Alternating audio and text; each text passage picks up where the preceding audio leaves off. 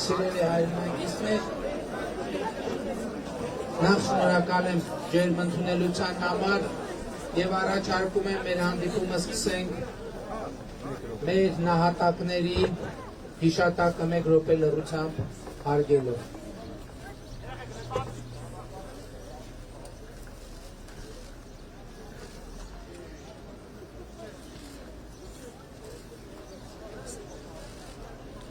Շնորհակալ եմ։ Սիրելի ժողովուրդ, ես նախ ուզում եմ, քանի որ այսօրվա առաջին հանդիպումն է, օրվա նորություններից սկսել, դուք գիտեք, որ երեք մեր զինվորներից մեկը մոլորվել էր եւ ադրբեջանական կողմում էր հայտնվել, այս գիշեր զինվորը վերադարձվել է եւ ես շատ դրական քայլ եմ համարում եւ շատ կարեւոր եմ համարում ընդհանրապես տարածաշրջանում եւ հայ-ադրբեջանական սահմանին լարվածության թուլացման առումով, երկրորդը գերիների խնդրի հետ կապված երեք ես հայտարարություն եմ արել եւ այսօր էլ մեր համապատասխան մարմիններին հանձնարարել եմ, որ ադրբեջանական կողմին պաշտոնապես փոխանցեն մեր առաջարկը, որ իմ որդին պատրաստ է պատանդի կարգավիճակով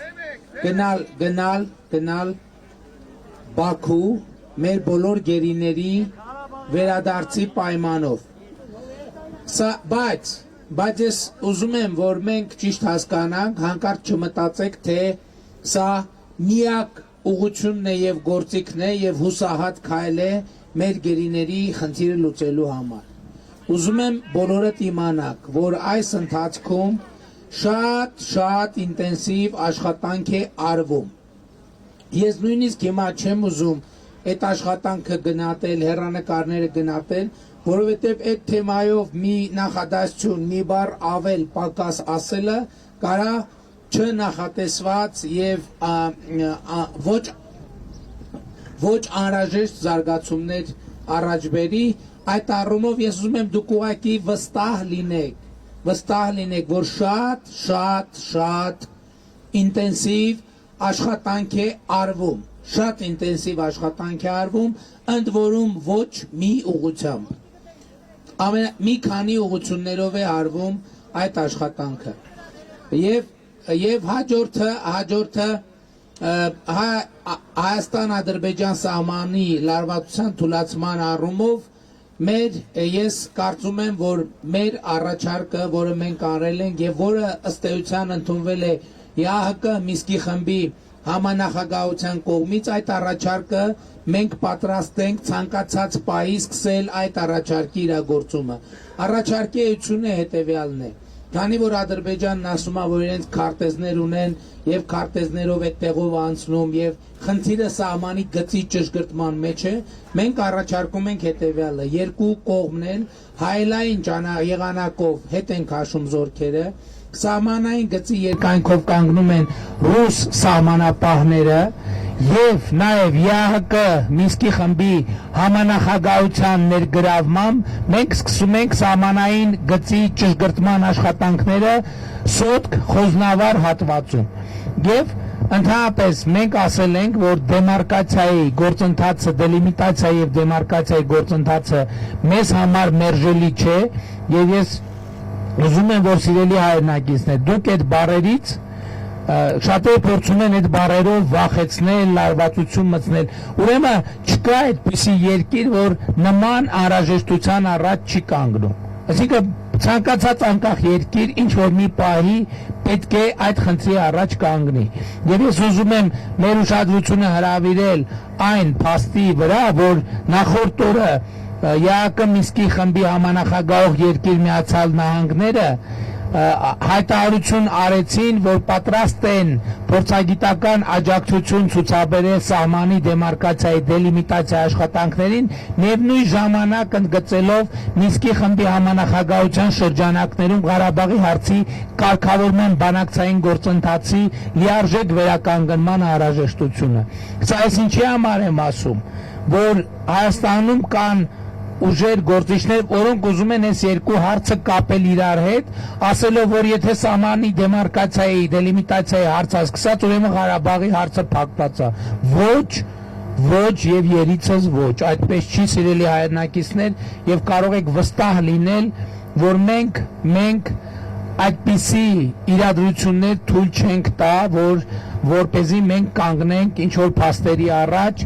մենք հետևականորեն աշխատելու ենք մի գեր նպատակի ուղղությամբ։ Մենք կարծում եմ, որ մեր ժողովուրդն էլ դա ընդունում է, մեզ համար մեծագույն խնդիր է Հայաստանի համար խաղաղ զարգացման դարաշրջան ստեղծելը, բացելը, բայց իհարկե դա չի նշանակում, թե Հայաստանի եւ Արցախի շահերը կարող են զոհաբերվել այդ նպատակի համար։ Մեկը մյուսին չի հակասում, ընդհակառակը մեկը մյուսին շարունակում է։ Սիրելի հայրենակիցներ, ես այս տարածաշրջանում մեծ Մանթաշում, նաև փոքր Մանթաշում, հարակից գյուղերում ես նաև դեռ ընդդիմադիր ժամանակներում եմ այցելել, այստեղ կային մարդիկ, ում հետ ես հիշեցի, որ եկել են գյուղամեջում շփվել ենք, եւ այն ժամանակվանից ինձ համար ցավոք արձանագրում եմ, որ մինչև հիմա տարածաշրջանում ջրային խնդիրը շարունակում է մնալ ամենասուր խնդիրներից մեկը։ Իհարկե մենք նաև նախարարի հետ քննարկել ենք, թե ինչ պիտի անենք խնդիրները լուծելու համար, եւ այստեղ նաև համայնքի եւ համայնքի ղեկավարների աջակցությունը եւ կառուցողական մոտեցումը շատ կարեւոր է։ Այս խնդիրը ամոթ է, պետք է գնալ որոշումներ կայացնել, լուծել միջև վերջ անցնել առաջ, որովհետև եւ խմելու եւ ոռոգման ջրի հետ կապված հարցերը։ Ես օգտվելով առիթից ուզում եմ ջրային ոլորտի մեր արածները եւ անելիքները ներկայացնեմ։ Նախ ուզում եմ բոլորիս ուշադրությունը հրավիրել այն փաստի վրա, որ այս տարի մենք ակնկալում ենք, եթե կանխատեսումները չեն փոխվել, որ տարվա վերջում Սևանար լիճը ունենալու է վերջին 60 տարում ամենաբարձր ցուցանիշը, չի փոխվել, չէ՞ կանխատեսումը։ Ջրային եղանակային են։ Եվ սա ցույց է տալիս ջրային ռեսուրսների նկատմամբ մեր վերաբերմունքը, բայց ընդհանուր առմամբ մենք հանրապետությունում ջրային ռեսուրսների հետ կապված շատ լուրջ խնդրեմ ունենք։ Որն է այդ խնդրեմը։ Տեսեք, մեր լեռնաշխարհում տարեկան ձևավորվում է 7 միլիարդ խորանարդ մետր ջուր, 7 միլիարդ, բայց այդ ջրից մենք կարողանում ենք ամբարել ընդամենը չնչին տոկոսը։ Մինչդեռ մեր ոռոգման համար էլ դրա ընդամենը շատ փոքր տոկոսն է, 10%, 15% բավարար է մեր այսօրվա պայմաններում ոռոգման համար։ Բայց մենք քանի որ ջրերը չենք կարողանում ամբարել, մեր երկրի վարելահողերի 74% չունի հասանելիություն ոռոգման ջրին։ Եվ որպես արդյունք հետևանք մեր երկրում վարելահողերի ուղիղ կեսը ընդհանրապես չի մշակվում։ Սա ըստ էության հարստություն է, որը մենք չենք օգտագործում եւ չենք կարողանում օգտագործել։ Եվ դրա համար մեր մեծագույն խնդիրներից է առաջիկա տարիներին մենք վերջին 2 տարվա ընթացքում որոշակի նախապատրաստական աշխատանք ենք արել եւ առաջիկա տարիներին ջրամբարաշինության զանգվածային, ու չասեմ զանգվածային, բայց լայնամասշտաբ ծրագրեր իրականացնել։ 2022 թվականին մենք արդեն ավարտին ենք հասցնելու Վեդու ջրամբարի եւ ինքնահոս համակարգի կառուցման աշխատանքները։ Այս ջրամբարի կառուցումը նախկինում է սկսելու ենք Կապսի ջրամբարի եւ ինքնահոս համակարգի կառուցումը։ Կապսի ջրամբարը, գիտեք, Շիրակի մարզում է, եւ ինքնահոս համակարգերի կառուցման իմաստով մենք շատ կարեւոր մի նորամուծություն ենք ուզում ներդնել Հայաստանի Հանրապետությունում եւ հույս ունենք միջազգային գործընկերներ հրավիրել, որպեսզի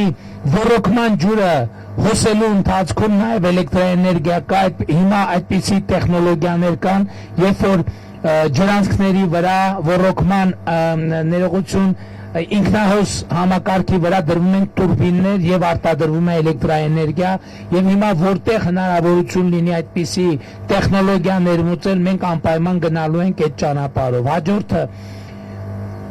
կառուցելու ենք Կապսի ջրամբարից մինչև Թալինի մայր ջրանցքի ոռոգման ջրատարը։ Մինչև 2023 թվականը Գեղարքունիքի մարզում ավարտելու ենք Արգիճի ջրամբարի կառուցման նախագծային փաստաթղթի կազմումը եւ սկսելու ենք ջրամբարի կառուցման աշխատանքները։ Մինչև 2023 թվականը ավարտելու ենք Գեղարքունիքի մարզում Աստղաձորի ջրամբարի կառուցման նախագծային փաստաթղթերի կազմումը եւ սկսելու ենք ջրամբարի կառուցման աշխատանքները։ Մինչև 2023 թվականի ավարտը կառուցելու ենք Հերհերի ջրամբարից սկիզբ առնող ինքնահոս համակարգը։ Հերհերի ջրամբարը, գիտեք, Վայոց ձորի մարզում է, բայց այնտեղ խնդիրը հետեւյալն էր, որ ըստ էության ջրամբարը կառուցված էր, բայց ինքնահոս համակարգը այնպիսին էր, որ մեր վարելահողերին չէր հասնում։ Հիմա մենք դա վերակառուցում ենք եւ դրա արդյունքում բավականին մեծ թվով հողեր կանցնեն ոռոգման տակ։ Նախագծելու եւ սկսելու ենք Վայոց ձորի մարզում Ելփինի ջրամբարի կառուցումը։ Նախագծելու եւ սկսելու ենք Վայոց ձորի Խնձորոտի ջրամբարի կառուցումը։ Նախագծելու եւ սկսելու ենք Վայոց ձորի Վերնաշեն ջրամբարի կառուցումը։ Նախագծելու եւ սկսելու ենք Վայոց ձորի Խաչիկի ջրամբարի կառուցումը։ Նախագծելու եւ սկսելու ենք Քասախի ջրամբարի կառուցումը։ Նախագծելու եւ սկսելու ենք Արբավիրի մարզի Սելավ Մաստարայի ջրամբարի կառուցումը։ Նախագծելու եւ սկսելու ենք Տավուշի մարզում Հախում 2 ջրամբարի կառուցումը։ Նախագծելու եւ սկսելու ենք Տավուշի մարզում Կողբի ջրամբարի կառուցումը։ Նախագծելու եւ սկսելու ենք Շիրակի մարզում Արթիկի ջրամբարի կառուցումը։ Նախագծելու եւ սկսելու ենք Սյունիքի մարզում Խնձորեսկի ջրամբարի կառուցումը։ Իրականացնելու ենք շուրջ 10 հեղեղատային առաջնահերթ միջոցառումների ծրագրեր, մաքրելով գետերի եւ հեղեղատների հուները, ինչպես նաեւ իրականացնելու ենք ափերի ամրացման աշխատանքներ։ ես կարդացի մի մասը կոնկրետ ձեր մարզին եւ ձեր համայնքին չեր առնչվում, սա ես կարդացի ցույց տալու համար, որ առաջիկա տարիներին ջրային քաղաքականությունը լինելու է մեր գործողությունների առաջնահերթություն։ Եվ սա ռազմավարական նշանակության ծրագիր է եւ այս ծրագիրը պետք է լինի շարունակական, որտեղի մենք Հայաստանի լեռներում ձևավորվող 7 միլիարդ ջրից հնարավորինս մեծ թվով, մեծ քանակով ջուր ամբարենք։ Այս ծրագրերի իրականացման արդյունքում մենք մոտավորապես 500 միլիոն խորանարդ մետր ջուր պիտի ամբարենք։ Բայց հիմա ես երբ որ գալիս եմ այստեղ նախորդ համանքներից մեկում բնակիչների ճանապարհին կանգնեցրին շարասյունը եւ ասցին, որ իրենք ունեն առաջարկ, որ իրենց գյուղում փոքր ջրամբար կառուցվի հենց Արագածի լանջին եւ ես սա շատ կարեւոր եմ համարում այսպիսի նախաձեռնողականությունը։ Իհարկե բոլոր եւ ամենտեղ բոլոր ջրամբարները հնարավոր չի կառուցել, բայց շատ կարեւոր եմ համարում, որ մենք այս ընթացքում քարտեզագրենք, թե որտեղ են բնակիչները իրենք էլ մեզ հուշեն հնարավոր ջրամբարների տեղերը եւ մենք մասնագետներ կուղարկենք, մասնագետները կգնահատեն արդյոք դա հնարավոր է թե չէ եւ եթե հնարավոր եղավ դա արդեն հանրային ներդրումների մեր այսպես ասած հոսքագծի վրա կդրվի եւ այդ ուղղությամբ աշխատանքներ մենք անպայման կիրականացնենք։ Քանի որ ջրային ոլորտին անդրադարձա, ես ուզում եմ որ եւս մի շատ կարեւոր ցուցանիշի մասին նշեմ, որ 2020 թվականին օրինակ 22.8 միլիոն խորանարդ մետր քիչ ջրով իրականացրել են 4800 հեկտարով ավելի տարածքների ոռոգում, քան 2017 թվականին։ Ոռոգման ջրի համար էլեկտրաէներգիայի խնայողությունը 2020 թվականին կազմել է 30 միլիոն կիլովատ-ժամ, իսկ ոռոգման ջրի կորուստների մակարդակը իջել է 5%-ով։ Եվ սկսել ենք Հայաստանի 6 մարզերում 11 քաղաքի եւ 47 գյուղի 80,000 բնակչով 24 ժամյա ջրի մատակարարման եւ բարելավված ջրահեռացման համակարգի կառուցման գործընթացը եւ մենք հիմա պիտի աշխատենք որպեսզի մեծ Մանթաշը նույնպես ջրի այդ շարունակական ոռոգման ջրի եւ խմելու ջրի շարունակական խնդրը լուծվի, բայց ելի եմ ասում պիտի այդտեղ նաեւ համայնքի բնակչությունը իր դիրքորոշումներով աջակցի մեզ, որպեսզի պրոֆեսիոնալ ձևով ջրային համակարգը ջրային համակարգը աշխատի։ Ես հիշում եմ այն ժամանակ որ եկել ենք մեծ Մանթաշ, մի քանի տեղ մտանք, ենթադրում եմ մինչև հիմա էլ այդպես է տներում ֆիլտրերը դրած, այդ ֆիլտրերը նորմալ, չգիտեմ ինչքանով են նորմալ ջուրը մաքրում, ժողովուրդ դա խնդիր է։ Մենք պետք է լուծենք այդ հարցը եւ ես գիտեմ որ այդտեղ համայնքն էլ իր կողմից քայլ ունի անելու։ Ես այս թեման շարունակելով արված աշխատանքների ուզում եմ նաեւ մենք մի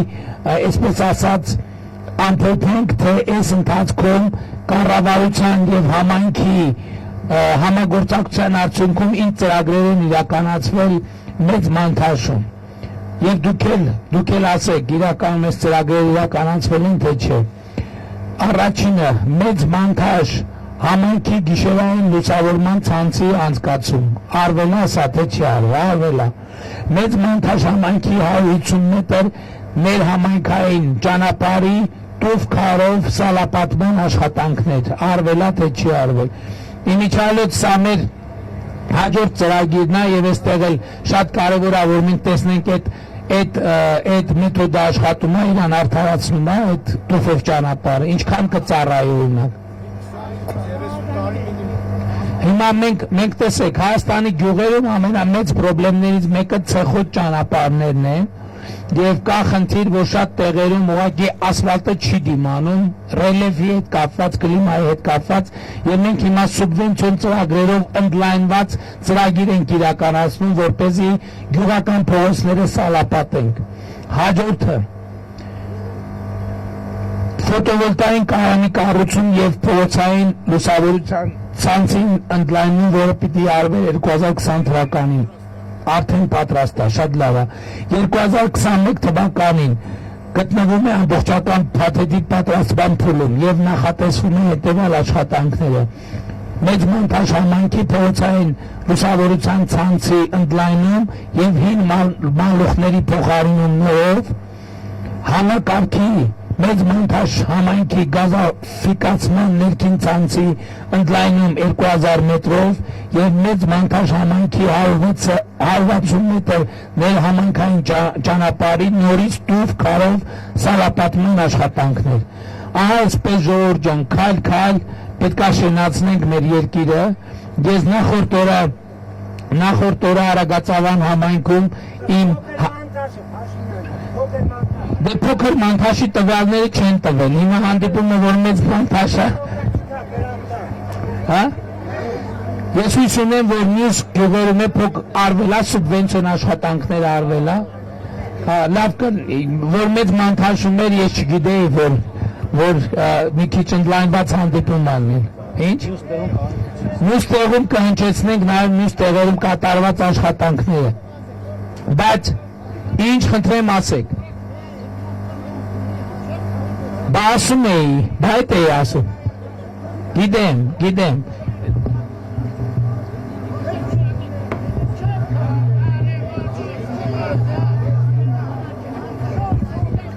այո, զտման կայանի հարցը չի մենակ, ժողովուրդ, հիմա որ խոսակցությունը բացեցիք, ես է բացեմ, այդտեղ նաև հետագայում ջրաչափ տեղադրելու եւ արնի հարց կա։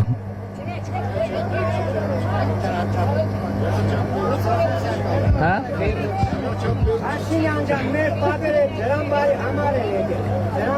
Լավ, ժողովուրդ, դրա համար ասում եմ, որ պետք է այդ հարցը քննարկենք, մենք պատրաստ ենք գանք ընդհանուր հայտարարի եւ լուծենք հարցերը։ Պատրաստ ենք։ Այդ շատ կարևոր։ Համեցեք։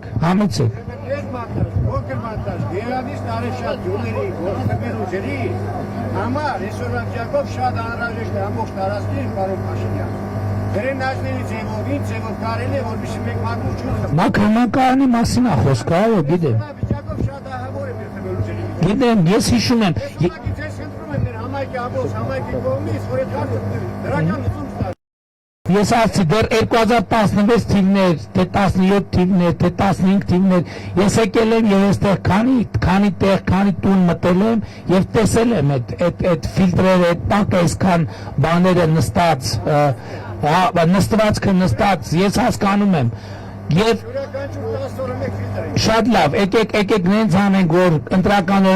գրքի շրջանակից դուրս եկող բան չխոսանք, բայց այդ արձանագրում ենք, որ խնդիր կա եւ պայմանավորվում ենք, որ պետք է հասկանանք խնդիրը, տեսեք, ժողովուրդ, տեսեք, հիմա մենք մանկապարտեզային ծրագրերն ենք քննարկում ամենատարբեր, խնդիրը մենակ կառուցելը չի, որտեղ միայն կառուցել շահագործման հանձնելով հարցի կեսն է լուծվում, հետագա սպասարկման հարցն է շատ կարևոր, որովհետև ենթադրենք նույնիսկ հիմա կառուցվեց, կարա ենթադրենք մի տարուց հետո մի հատ վթար լինի այնտեղ, կամ ինքը մաշվելու է, չէ, իրան պետք է սպասարկել, որ իր կյանքը երկար լինի, հիմա ենթադրենք կարելի է այդտեղ դնել 1 միլիարդ դրամ կառուցել, ճիշտ չպլանավոր 5 տարի հետո այդ համակարգ շարքից դուրս գա, ստեղ է խնդիրը։ Եվ իմ խնդրանքն է նա, որ եկեք մտածենք, թե ոնց ենք հետագայում դա շահագործելու։ Մանկապարտեզների հարցը ինչի հիշեցի։ Տեսեք, այն գյուղում, որ ասում են մանկապարտեզ ենք ուզում, մենք ասում ենք մանկապարտեզը կկառուցենք եւ կտանք։ Մի պայմանով, կառուցման շահագործման պահից հետո ամբողջ ծախսերը մանկապարտեզի պահման համայնքը պետք է վերցնի իր վրա, կոմունալ ծախսեր, սպասարկման ծախսեր, աշխատավարձեր, ընդ որում էլի եմ ասում, այս շատ կարևոր ծրագիր է, շատ մեր ամենամեծ նախագծերից մեկն է։ Մենք նաև գույքարկի փոփոխություն ենք իրականացրել համակարգի, եւ մինչեւ 2026 թվականը որոշակի օրերին բարձրանալու է դա, բայց դա անում ենք հետեւյալի համար, որպեսզի գյուղական համայնքները եւ համայնքները կրթության ոլորտում ավելի մեծ ներդրումներ անելու հնարավորություն ունենան, ժողովուրդ, որովհետեւ մեր երեխեքի ապագան այսօր է ստեղծվում, այսօր է կառուցվում, եւ եթե մենք այսօր պատշաճ հոգ չտանենք, որ երեխեքը մանկապարտեզ ունենան, դա խնդիր կլինի, ավելին սա հնարավորություն է, որպեսզի մայրերը աշխատեն, աշխատող մայրերի եւ ընդհանրապես գյուղական համայնքներում մենք տեսեք ինչ կարևոր բարեփոխում ենք իրականացրել ժողովրդագրական վիճակը լավացնելու համար։ Մինչև 2018 թվականը հանրապետությունում աշխատող մայրերին տրվում էր նպաստ 18,000 դրամ ամիսը, երեխայի միջև 2 տարեկան խնամքի համար միայն աշխատող երեխաներին մենք նախ այդ նպաստի չափը փոխեցինք, դարձրեցինք 26500 դրամ, որից հետո փոխեցինք հատկապես գյուղական համայնքների համար այսպես, որ նաև գյուղական համայնքներում նաև չաշխատող մայրերին է տրվում 26500 դրամ, իսկ աշխատող մայրերի համար դարձնենք կրկնապատիկը,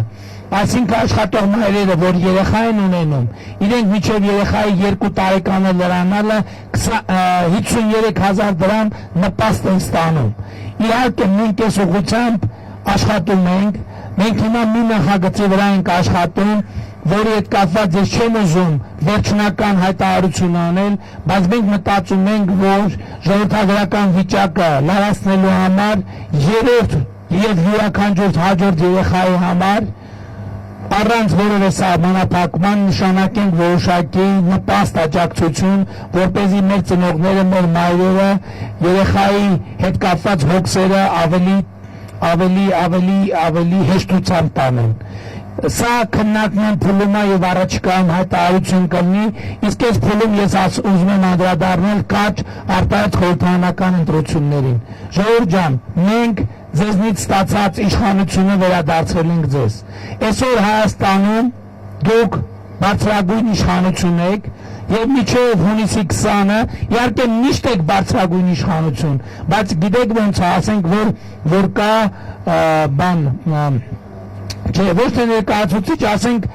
տենց աշխատանքային օրերը ձեր որպես բարձրագույն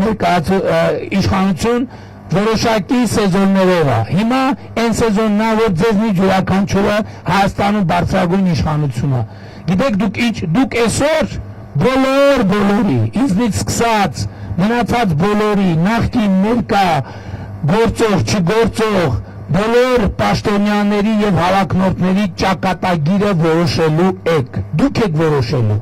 Եվ սա շատ կարևոր է, մենք վերջին 7 ամիսներին ժողովուրդ ջան, շատ դժվար է եղել մեզ համար, դուք տեսել եք, թե ինչ դժվար է եղել, մեզ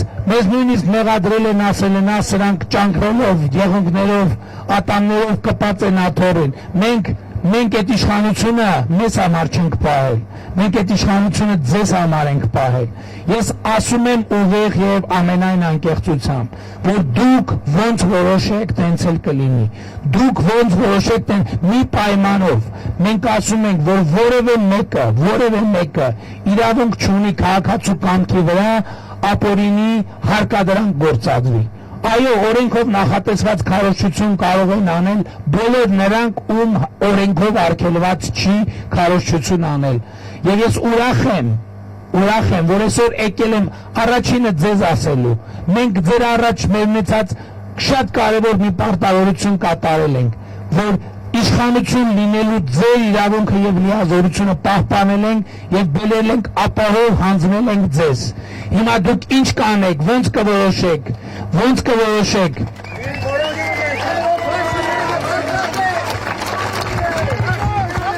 Եվ հունիսի շնորհակալ եմ եւ մենք համոզված ենք դա նելուա դատ եւ դատավճիռ։ Դուք ինչ դատավճիռ կհացնեք, ես ինքս ձեր դատավճռին խոնար եմ եւ ձեր որոշմանը խոնար եմ։ Ես ձեր արդարությանը եւ արդարամտությանը չեմ կասկածում, բայց բոլոր դեպքերում ձեր կայացրած ցանկացած որոշում ինձ համար օրենքա վերջնականա անբեկանելիա, բայց ամեն դեպքում ես հույս ունեմ, որ դուք հունիսի 20-ին կգնաք ընտրական տեղամասեր, կվերցնեք համար 3-րդ քվեաթերթիկը եւ դրանում կասեք, որ Հայաստանի Հանրապետությունում ապագա կա։ Յոթը եկեք, շնորհակալ եմ, եկեք իրար հետ այս մեր կարգախոսով մեր այդ քաղաքական պայմանը, մեր արժեքային պայմանը կապենք ու մենք գնանք։ Ես ասում եմ ապագա կա, դուք ասում եք կա ապագա։ Եվ ուրեմն Հայաստանի Հանրապետությունում ապագա կա։ Ապագա կա։ Սիրում եմ բոլորիդ, խոնարհվում եմ բոլորիդ առաջ եւ հպարտանում եմ բոլորովդ։ Լավ է, Ջորջ։